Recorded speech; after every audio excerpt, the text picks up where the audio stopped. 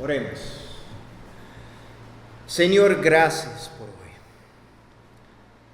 Gracias por esta oportunidad de estudiar su palabra que viva, su palabra poderosa. Señor, prepara nuestros corazones para recibir su mensaje hoy. Señor, derrama su espíritu sobre cada persona aquí. Señor, que nuestro deseo en este momento es encontrar.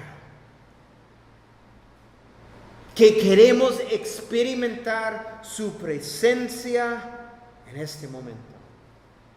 Que queremos conocerlo más, en un nivel más íntimo esta noche. Señor, bendice este tiempo y ponemos este tiempo en sus manos. En el nombre de Jesús. Amén. Bueno, los israelitas han cruzado el río Jordán, ¿verdad? Aprendimos la semana pasada que el cruzar del río Jordán es una imagen del morir a sí mismo, llegando a ser completamente dependientes en Dios. Eso es algo que todos los creyentes necesitan aprender. Cómo vivir una vida completamente dependiente en Dios. ¿Por qué? ¿Qué dice el mundo? Necesitamos aprender cómo vivir ¿qué? Independiente.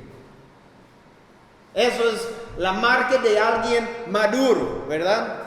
Alguien que es independiente.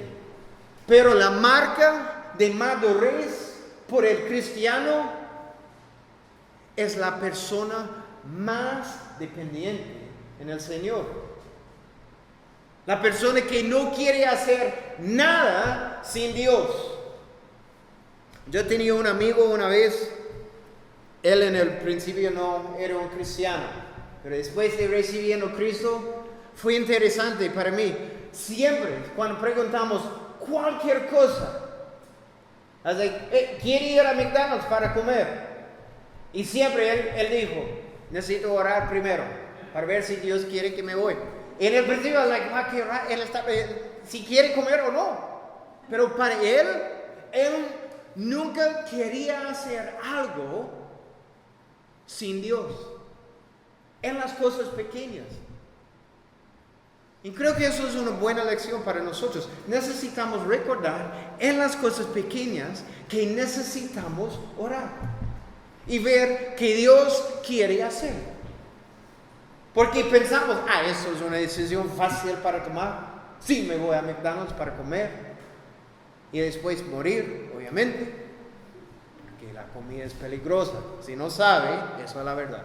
Pero disfruta.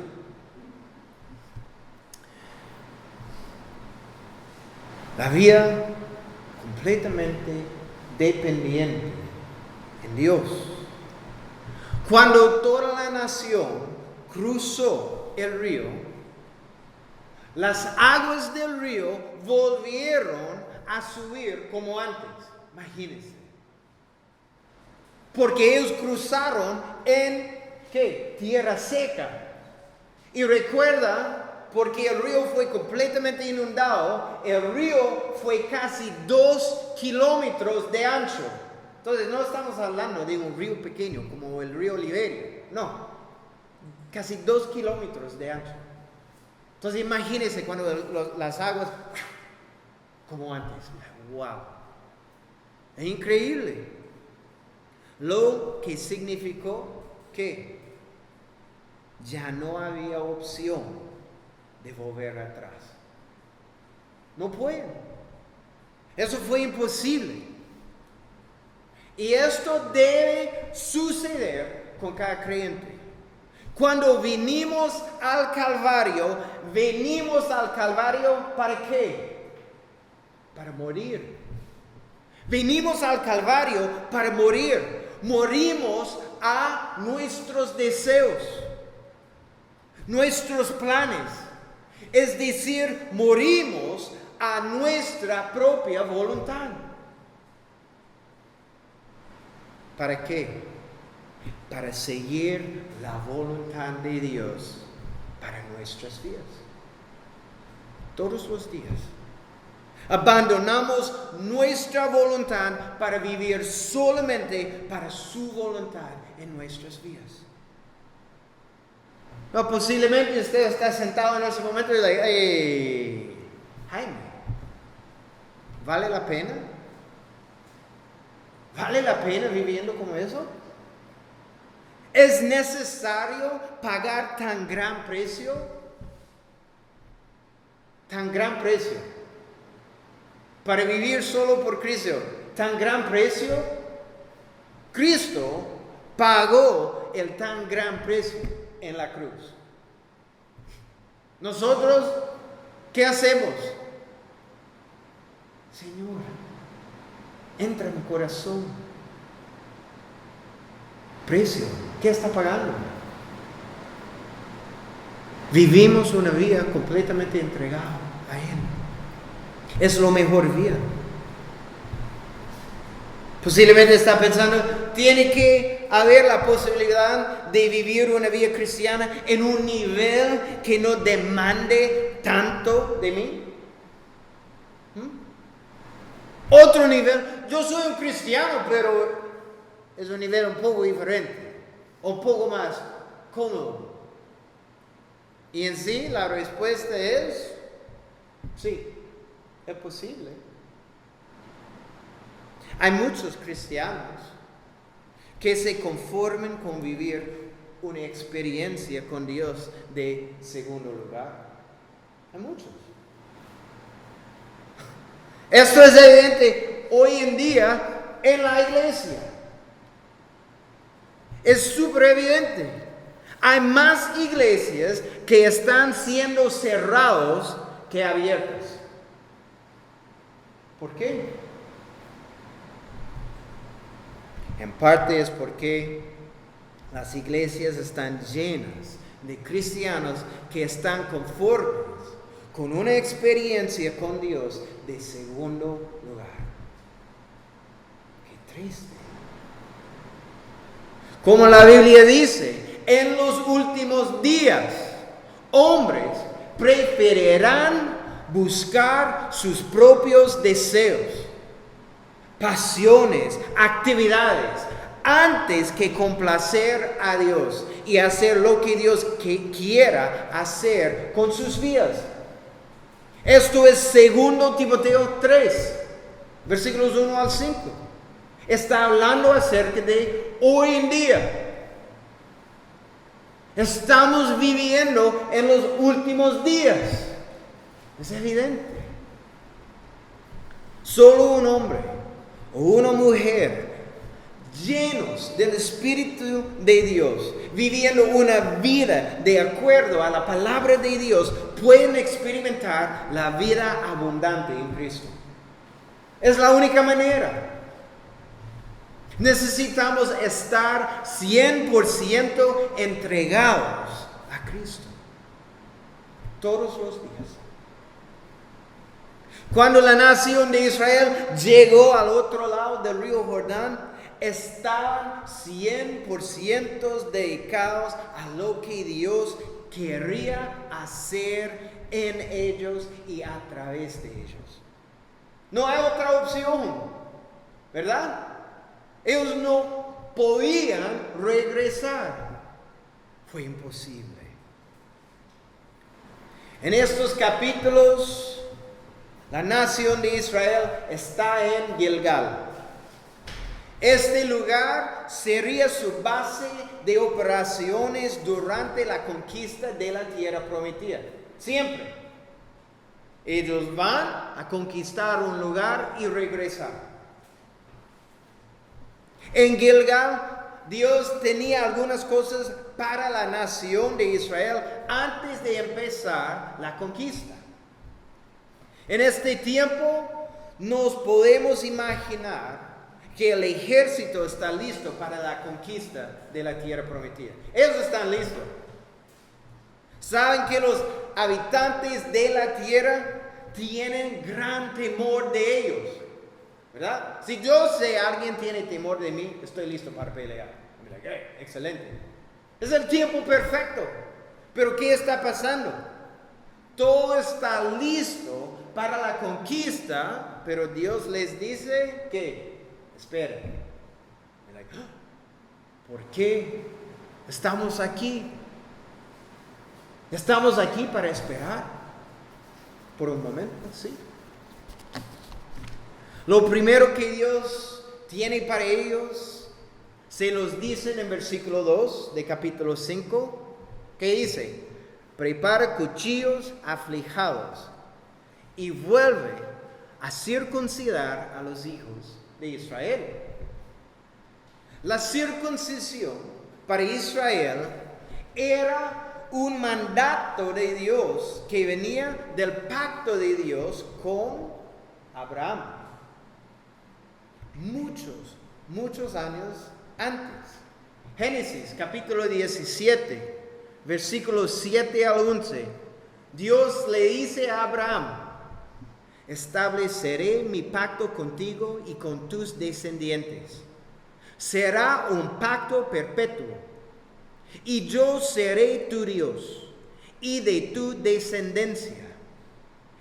A ti y a tu descendencia les daré toda la tierra donde ahora habitas, la tierra de Canaán, como herencia perpetua. Y yo seré el Dios de ellos. Dios también le dijo a Abraham: tú, por tu parte, guardarás mi pacto, tú y tu descendencia, por sus generaciones. Este es el pacto que yo hago con ustedes y que ustedes guardarán, es decir, tú y tu descendencia. Todo varón que haya entre ustedes será circuncidado. Ustedes circuncidarán como señal del pacto entre nosotros. Es un mandato de Dios, es un requisito de Dios para su nación. Un acto de obediencia.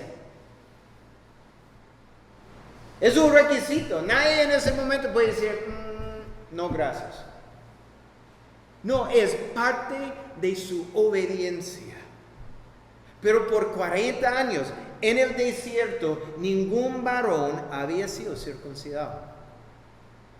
Y lo segundo que Dios tiene para ellos es la observación de la Pascua.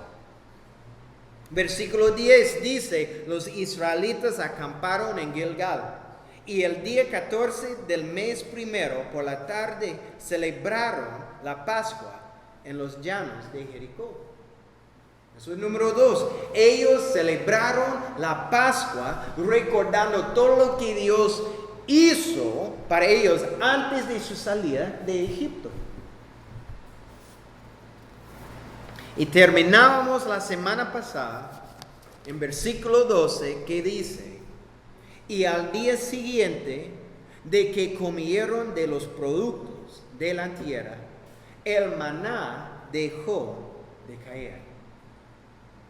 Nunca más los hijos de Israel volvieron a tener maná, porque a partir de ese año comieron de lo que la tierra de Canaán producía.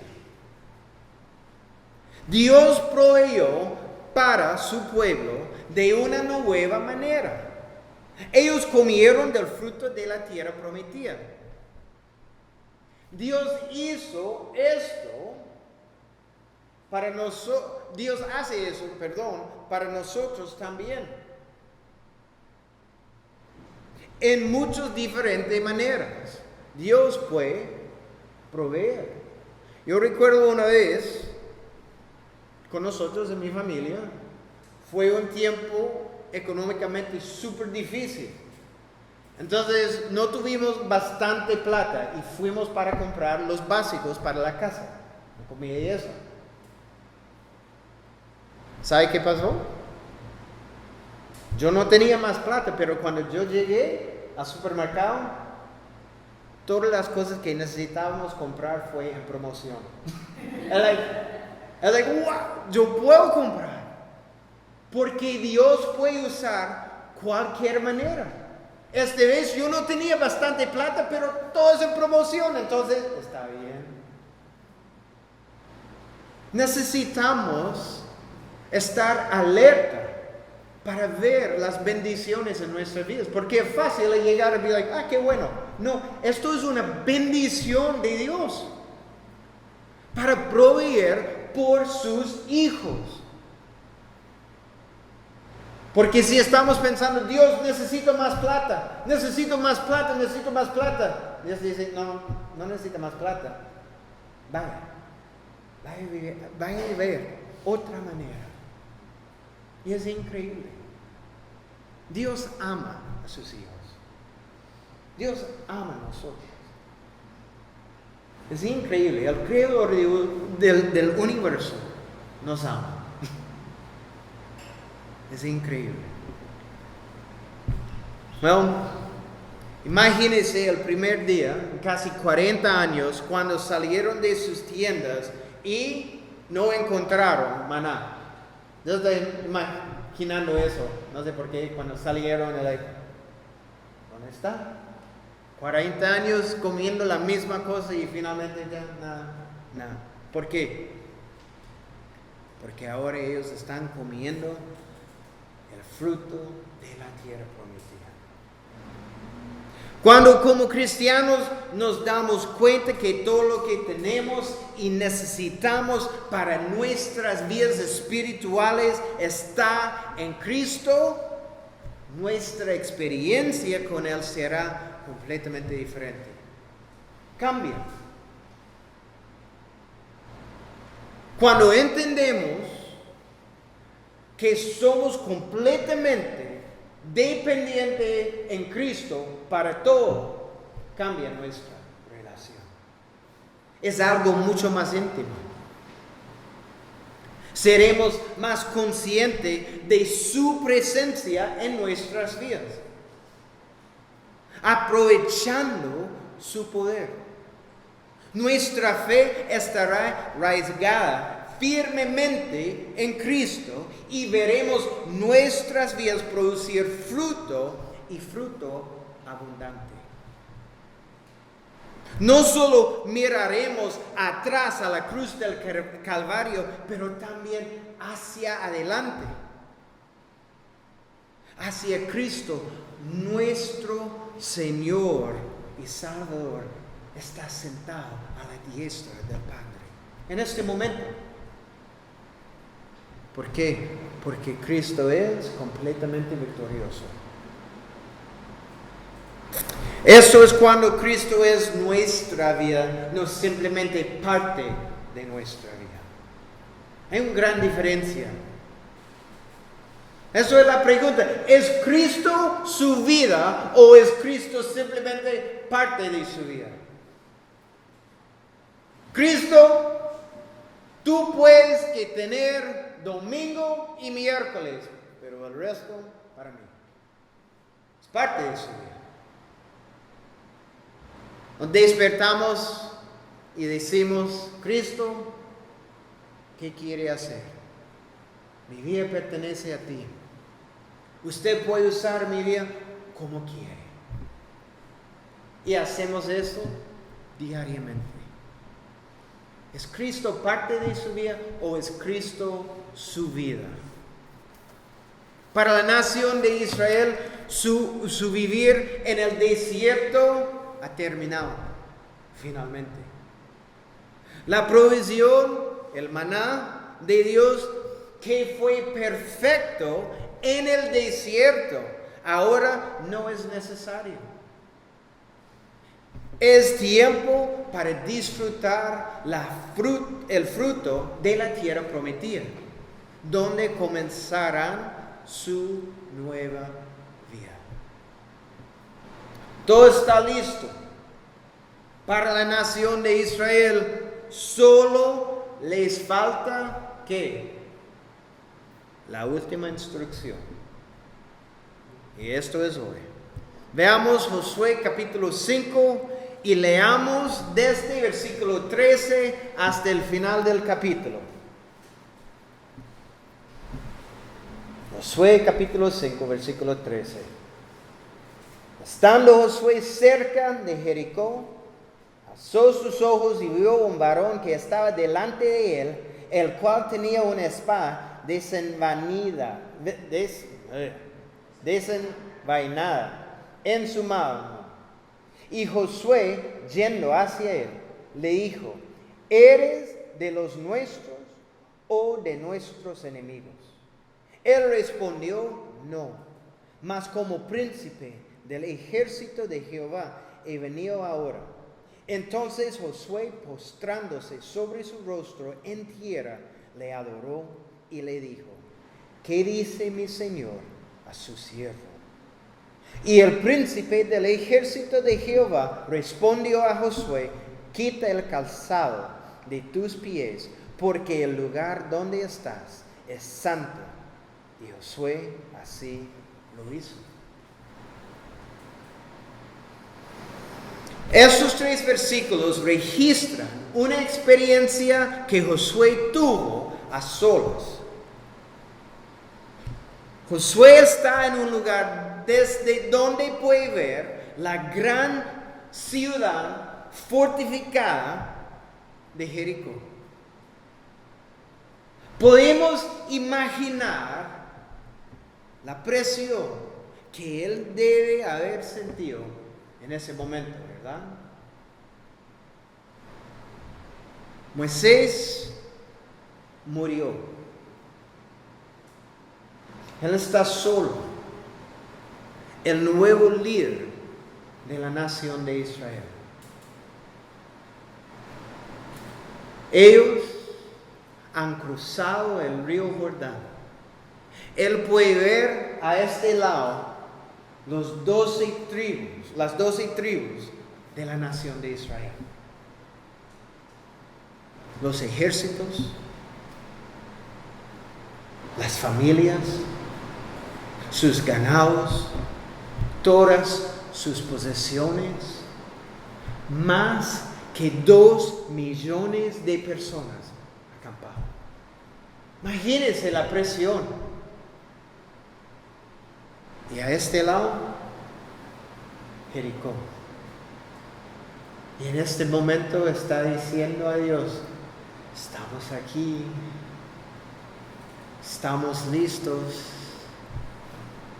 ¿Qué quiere hacer Dios? Aprendemos mucho acerca de la ciudad de Jericó. En Deuteronomio, capítulo 1, versículo 28. Cuando los 12 espías regresaron de espiar la tierra, así describieron lo que habían visto en la tierra prometida. Dice: esa gente es más alta y más fuerte que nosotros. Entonces, ellos piensan, toda la gente en Canaán son como luchadores, grandes, más grandes que nosotros, y que sus ciudades son grandes. Imagínense, la nación de Israel no tiene una ciudad. Ellos están viviendo en tiendas. No tienen una ciudad. ¡Qué increíble! Y finalmente, con murallas que llegan hasta el cielo. ¡Wow! Eso es la descripción de las ciudades en la tierra prometida. Josué está solo mirando las murallas de Jericó, probablemente pensando: ¿cómo atacaremos esa ciudad? ¿Cómo? ¿Cuántas escaleras necesitaremos construir para subir y cruzar la muralla? Necesitaremos construir arietes y catapultas. Recuerden sus armas. Ellos tienen espadas, lanzas y flechas. Nada más. Pero ¿de qué sirven en contra de las murallas de Jericó? ¿Cuántas veces necesita golpear una muralla con una espada? No puede. No tienen las cosas que necesitan. Josué sabe eso. Él puede ver, eso que tenemos, esas son las murallas. ¿Qué podemos hacer? Dios, ¿qué quiere hacer? Versículo 1 en capítulo 6 dice, ahora Jericó estaba cerrada, bien cerrada, a causa de los hijos de Israel. Nadie entraba ni salía. Todo está cerrado. ¿Cómo podemos atacar esa ciudad? Pero, ¿qué sabemos de Josué? Josué tuvo mucho tiempo para aprender de quién? Moisés. Él estuvo con Moisés en Sinaí cuando recibió la ley de Dios. 40 días esperando. Josué podía recordar lo que Moisés dijo a Dios después que pasó la tragedia del becerro de oro.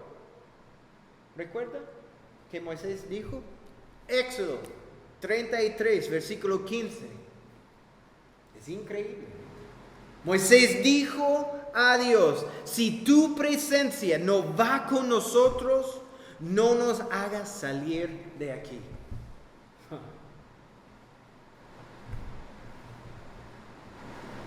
¿Cuántas veces ha dicho esto? Antes de salir su casa, todos los días.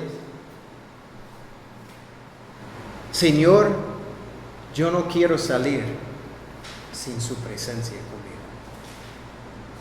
Antes de empezar un ministerio, Señor, yo no quiero empezar este ministerio sin su presencia. Sus pasos de fe. No quiero tomar un paso más sin su presencia.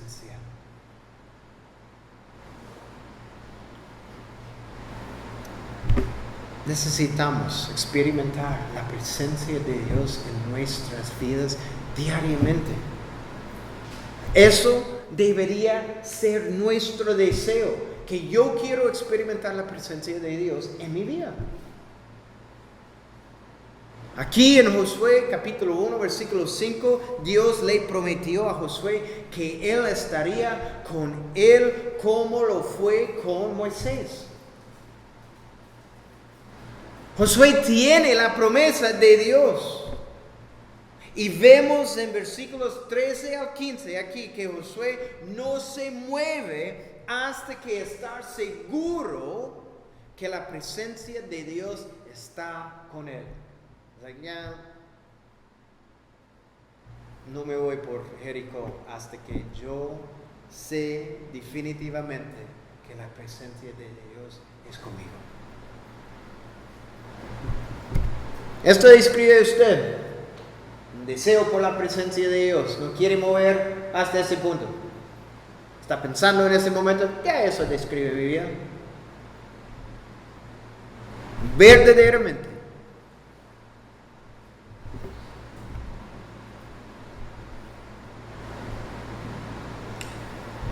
Bueno, versículo 13. Josué vio delante de él un hombre con una espada en su mano. ¿Quién es este hombre en versículo 13? ¿Quién es este hombre? ¿Un ángel? Es una preencarnación del Señor Jesucristo. Es Jesús. Esto no es la primera vez que vemos a Jesús en el Antiguo Testamento. Lo vemos con Abraham, en Génesis capítulo 18, usted puede leer en su propio tiempo. También en Génesis capítulo 32 fue con Jesús que Jacob luchó en la noche. Y en Daniel capítulo 3 fue Jesús quien apareció en el horno de fuego con Sadrach, Mesach y Abednego. Y en Josué 5, Jesús se aparece a Josué. Sabemos que es Jesús porque en versículo 14 dice que Josué se inclinó con el rostro en tierra y lo adoró. Un ángel no aceptaría la adoración que le pertenece solo a Dios. Apocalipsis, capítulo 22, versículos 8 y 9. Vemos qué pasó cuando Juan trató de adorar a un ángel. Apocalipsis 22, versículos 8 y 9. Dicen: yo, Juan, soy el que oyó y vio estas cosas. Y cuando oí y vi, me postré para adorar a los pies del ángel que me mostró estas cosas. Y me dijo: no hagas eso. Soy un siervo como tú, como tus hermanos, los profetas, y como todos los que cumplen las palabras de este libro. Adora solo a Dios. Entonces, no es fácil. El hombre es Jesús. Josué le preguntó: ¿eres uno de los nuestros o eres de nuestros enemigos? ¿Por qué? Porque él no sabe exactamente quién es en este momento. Para Josué, vemos en esto, no hay compromiso. No hay compromiso. Es para Dios y su pueblo o en contra de ellos. No hay compromiso. Jesús dijo lo mismo en Mateo 12, versículo 30. El que no es conmigo, contra mí es. Y eso es importante. No hay tierra neutral en la vida cristiana. Hay muchos cristianos que quieren vivir en la posición neutral. Es que yo no quiero ofender a alguien. Pero necesitamos entender, el evangelio es un ofensivo. ¿Por qué? Porque toda la gente son confrontados con sus pecados. Es un ofensivo. Es una ofensa, perdón. El evangelio. No existe tierra neutral en la vida cristiana. ¿Usted está viviendo para Cristo o no? ¿Cristo es su vida o no? La persona que quiere permanecer neutral permanece en contra de Dios. ¿Sabe eso? La persona que quiere ser, no, estoy neutral en esa posición. ¿Qué dice Jesús? El que no es conmigo, contra mí es. Cristo no dijo en Mateo, el que no es conmigo o neutral, contra mí es. Entonces, esa posición es por el otro lado. Me encanta la respuesta de Jesús aquí en versículo 14. Él dijo: no, mas como príncipe del ejército de Jehová he venido ahora. Qué gran ánimo tiene que haber sido para Josué a escuchar esas palabras. Él sabía que él no estaba solo. Pero dice, ¿de cuál ejército es el príncipe? El ejército de Dios, no de Israel. De Dios, los ángeles. ¿Por qué? ¿Qué decimos antes? Esta batalla es una batalla ¿qué? Espiritual. Y por eso requiere Cristo y su ejército para ir adelante de Josué y su ejército. Dios había prometido estar con Josué y ahora estaba experimentando la realidad de esa promesa. Es like, sí. Yo puedo ver la presencia de ellos en este momento. Es fácil. Y Josué respondió en la única manera apropiada, ¿verdad? Versículo 14, Josué postrándose sobre su rostro en tierra, le adoró. No hay otra cosa que él puede hacer. Él le dijo al Señor, más o menos, habla, mi Señor, porque su siervo está escuchando. Habla. Su siervo está escuchando. ¿Qué quiere hacer? Sobre esto, Wiersbe dijo, las victorias cristianas son ganadas en privado. Cuando nos sometemos al Señor y esperamos recibir su dirección para nosotros. Como Josué hizo aquí. Él está solo. ¿Dónde? ¿En la montaña, en una colina? No sé. Pero él está solo con Dios, en privado, esperando por su dirección. ¿Para qué? Para ganar, para las victorias. Si queremos ganar las victorias, ganamos en privado. En nuestro tiempo de adoración de Dios en nuestras casas. En nuestro tiempo de oración. Pasando tiempo en su palabra. Es aquí donde ganamos. Alguien también dijo, hasta que tomemos el lugar de un siervo suyo, Él no podrá tomar su lugar como Señor de nuestras vidas. Mientras continuamos viviendo para nosotros mismos, Él no es el Señor de nuestras vidas. No puede, es imposible. Si Él es Señor, debemos vivir una vida de rendición absoluta. Esto es la vida cristiana.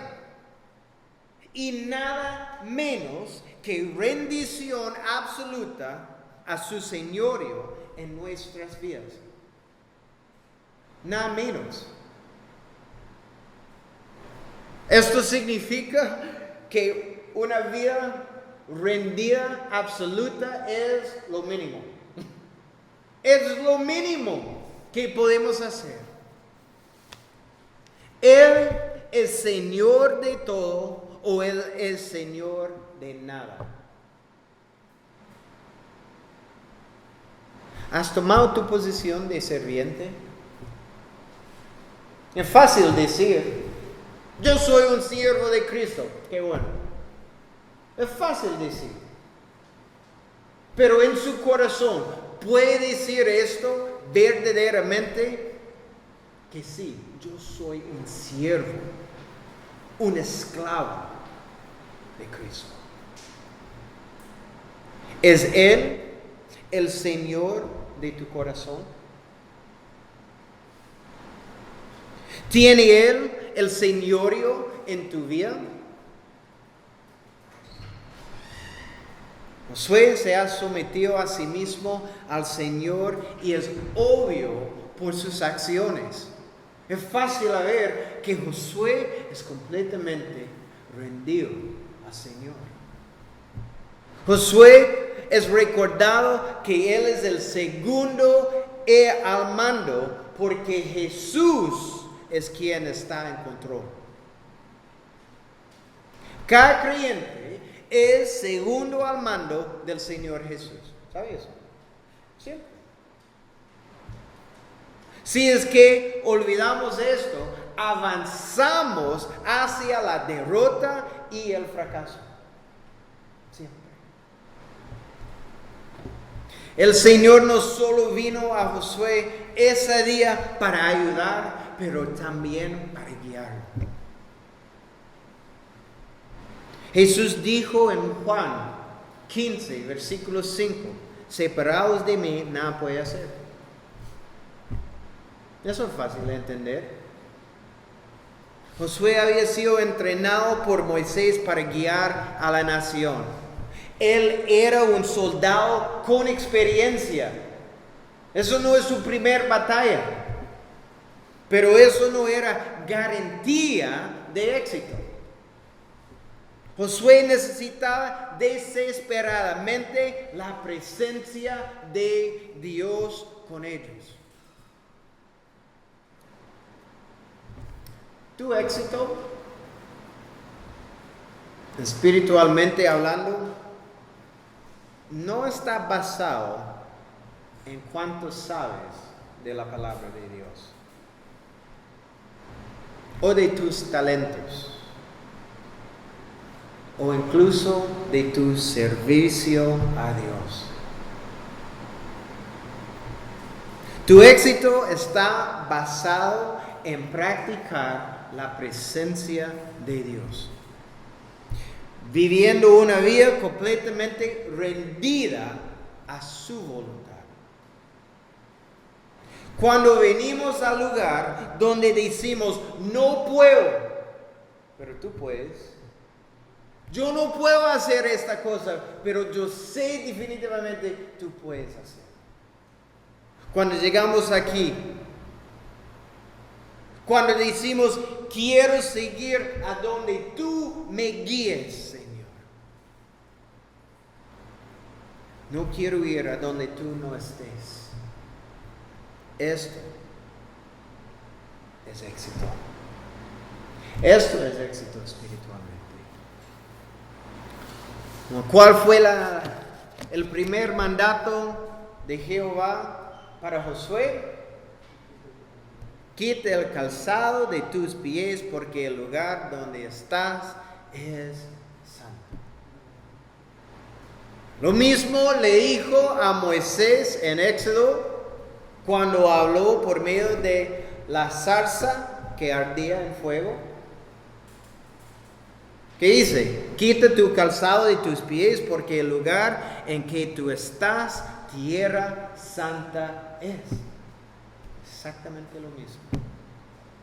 Josué se encontraba en territorio cananita, territorio de paganos.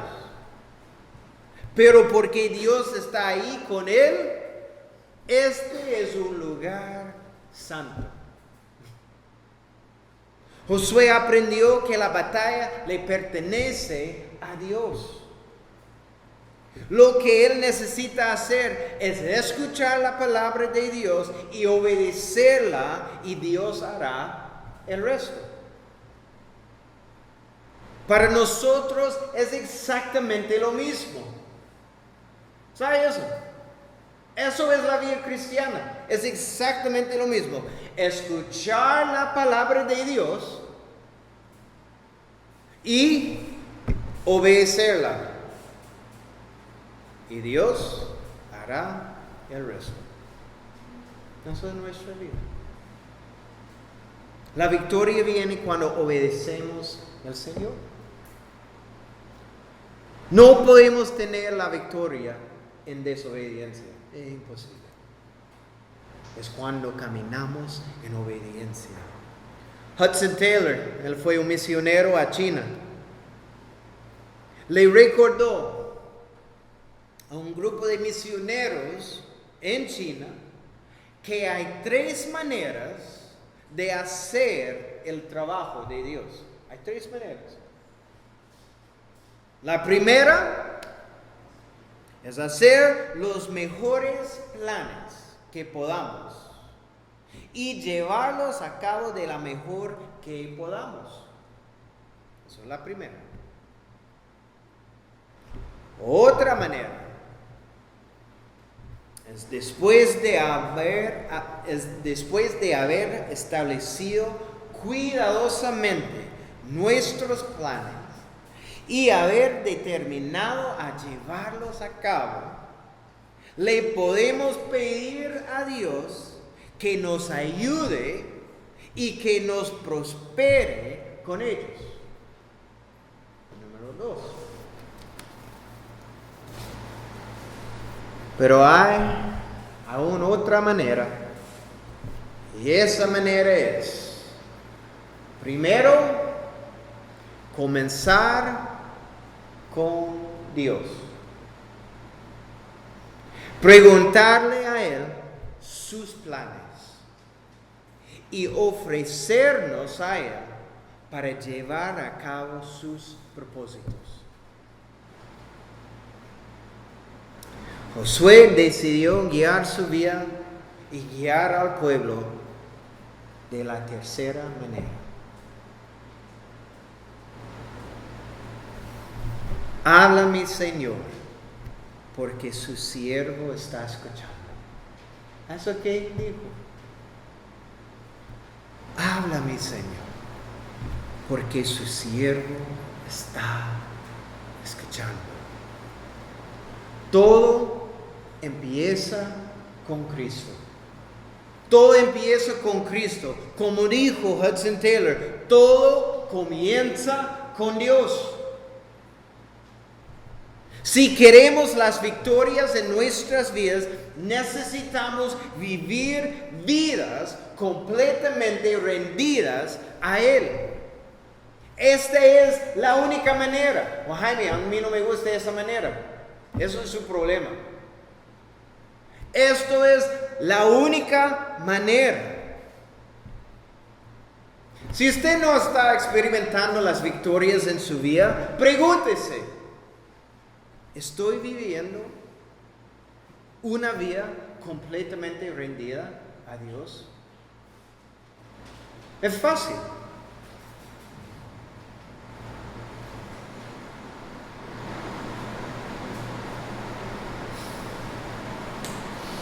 Hasta que tomemos el lugar de un siervo suyo, Él no podrá tomar su lugar como Señor de nuestras vidas.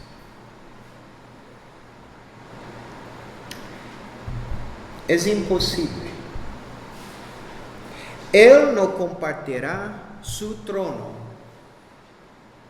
con sus deseos, con sus planes, con sus sueños. El trono en su corazón, que pertenece a Dios, a Cristo, Él no quiere compartir su trono con sus planes, con sus deseos o con sus sueños. El mundo dice que, ¿qué dice el mundo? Sigue sus sueños. Sigue sus sueños. Eso es como el mundo vive. Eso es mi sueño, eso es mi sueño, eso es mi sueño. Pero Dios dice que venga al Calvario para morir a sí mismo. Eso es nuestra invitación. Venga al Calvario para morir a sí mismo. Es después de que morimos que Dios puede usar nuestras vidas. Dios no puede usar su vida cuando usted está viviendo por sí mismo. Es imposible. Pero cuando muere, ahora sí. entregue su vida. Cada área de su vida completamente a Él. Es la única manera de experimentar el verdadero gozo de lo que significa ser un seguidor de Cristo. Esto es la vida abundante. Él entregó su vida para nosotros, ¿verdad? Él entregó su vida para nosotros. Así que podríamos tener la vida eterna. Entonces, ¿cómo es posible que no podemos entregar nuestras vidas para Él? Él entregó su vida. Así que usted puede vivir, pero usted no puede vivir para Él. Gálatas 2:20, y terminamos con este versículo. Con Cristo he sido crucificado, y ya no soy yo el que vive, sino que Cristo vive en mí. Y la vida que ahora vivo en la carne, la vivo por fe en el Hijo de Dios, el cual me amó y se entregó a sí mismo por mí. Vive por Cristo. Amén. Oremos. Señor, gracias. Señor, nos ayuda a vivir vidas completamente entregadas a ti. Cuando despertamos en la mañana, la primera cosa que queremos decir es: su siervo está escuchando. ¿Qué quiere hacer con mi vida? Señor, nos da un deseo a vivir completamente rendido a ti. Que cada área de nuestras vidas pertenece a ti. Que somos completamente sometidos a su voluntad. Porque sabemos esto es lo mejor vida. No hay nada mejor que viviendo para nuestro Señor y Salvador. Porque servimos al Rey de Reyes y el Señor de Señores. Señor, enciende un fuego en nuestros corazones para las cosas de ti. Que nuestra pasión es simplemente para vivir por Cristo. Señor, pedimos todas estas cosas en tu nombre.